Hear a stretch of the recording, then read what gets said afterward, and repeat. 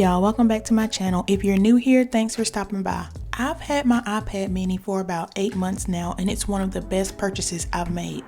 It's the perfect size and I take it everywhere with me. I read a lot on my iPad mini, and I've recently been going back and forth about purchasing a Kindle. But do I really need one if I already own the mini? Y'all, I have already convinced myself that I don't need to purchase a Kindle. With a few adjustments, my mini has given me the perfect reading experience. So today I'm going to give it a little Kindle themed update. Let's get into it. Now, if you follow me on any of my other socials, you know I made a couple of posts about using my mini as a Kindle, and I received some feedback. One concern was the glare that you get on the iPad screen. If you add a matte screen protector, it reduces the glare you experience. Now, it doesn't have to be one of those expensive screen protectors. I got this one from Amazon for like $15. I'll link it below. Using a matte screen protector adds a layer that gives everything a softer feel. The matte screen protector also comes in handy for using your Apple Pencil or Stylus on the iPad. It gives you a paper-like feel, and I don't know about you, but it's improved my handwriting. Now, I decided to switch my case up, and I'm going to add this clear case with the kickstand in the back. The kickstand's important for the case cover that I'm going to use. I'm using a clear case because I wanted to add a few stickers to the back of my iPad mini.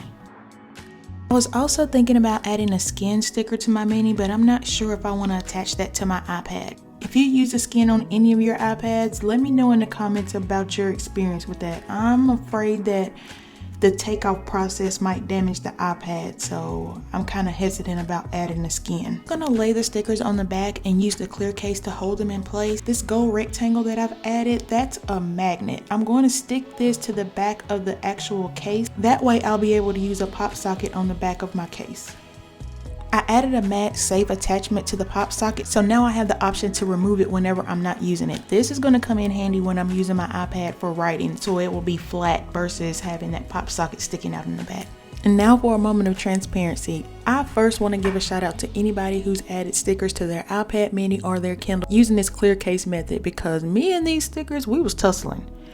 Every time I thought I had it or tried to put the case on, the stickers would slide. I'm gonna let you know now that adding these stickers to the back of your iPad is not for the faint of heart. You gotta take your time and be patient, and eventually it'll come together, but y'all, I struggle. I feel like this clear case with the pop socket is the perfect combination for around the house, but I still want to make sure when I take my iPad with me that I have some protection. So I joined the Moterm family, y'all.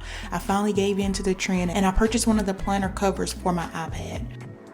The Moterm zipper case was sold out, so I went with the strap closure, and I got it in the croc oatmeal color. And I love the color and the pattern on this case. Now, the reason that I have the kickstand clear case is so I can use the kickstand to insert it into the planner cover when I'm using it. And this will help my iPad kind of stay in place while it's in the cover and keep it from moving around and sliding. I also like that I can attach my Apple Pencil to the side of the clear case and let it charge and still be able to close the planner cover and it be protected. And the thing I love most about this case is when I'm using my Moco pencil cover, it fits perfectly in the pencil slot. I don't have an iPad case that I can use this pencil cover with. This is the first one, and I love how it looks. One advantage of the Kindle that was shared with me is that you get a distraction-free reading experience. I feel like there's a simple solution for that with the iPad. By setting up a reading focus on my mini, anytime I'm reading, I will be in Do Not Disturb, and all the notifications that come to my iPad will be silenced.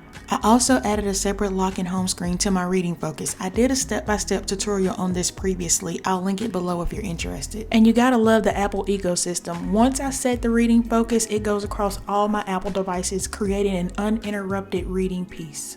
I've added widgets for Kindle, and recently I added the Audible widget to my home screen. The widgets give me easier access to my books.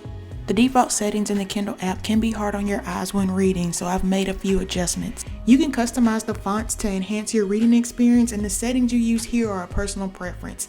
I use the Amazon Amber Bold. It gives me the most comfortable reading experience, and I have less strain on my eyes. Bookerly and Helvetica New are also good options if you prefer font that's not as bold as the first one. Here you can also adjust the font size and the brightness of the background to create your perfect settings. You may have to come back and adjust the brightness depending on your reading environment, but the option's there to change. The default white background when you first download the Kindle app was too bright for me and it hurt my eyes after a while. There are 3 other background colors you can choose from. The cream color still has some glare, but it's easier on the eyes for reading than the default white. This green is the background color I tend to use during the day. It's a lot easier on the eyes. I use the black background at night. By selecting the update to use system theme, the app switches from day to night following my iPad settings. And the page turning feature is one of the best settings to use in the Kindle app. It gives you the real feel of page turning as you're reading. Another bonus is I can access and update my reading journal right from my iPad mini. I don't have to bounce from device to device. Using my mini is truly an all-in-one experience.